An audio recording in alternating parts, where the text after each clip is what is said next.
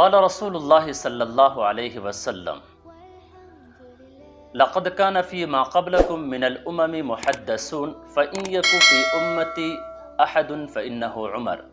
رسول اللہ صلی اللہ علیہ وسلم نے فرمایا تم سے پہلی امتوں میں محدث یعنی ایسے لوگ ہوتے تھے جن کو اللہ تبارک و تعالیٰ کی طرف سے الہام کی نعمت سے خصوصی طور پر نوازے جاتے تھے۔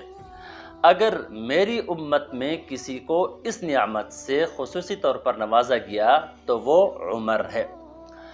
تو اس حدیث مبارکہ میں حضرت عمر کو محدث کہا گیا ہے۔ اب محدث ہے کیا ہے اس کو ذرا سمجھیے گا۔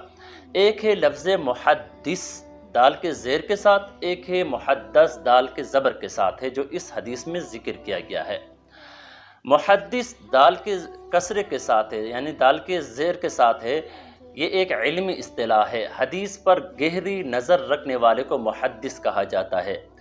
تو محدث کون ہے، یہ کن کو کہا جاتا ہے؟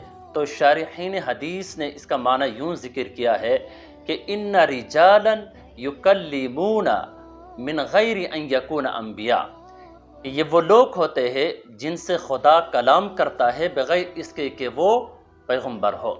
پیغمبر نہیں ہوتے ہیں لیکن اللہ رب العزت ان سے کلام کرتا ہے۔ تو تین مقام ہے، ایک نبی اور ایک محدث اور ایک ولی۔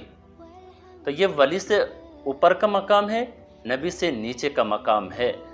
تو اس لیے رسول اللہ صلی اللہ علیہ وسلم نے حضرت عمر رضی اللہ تعالیٰ عنہ کے بارے میں فرمایا اگر میری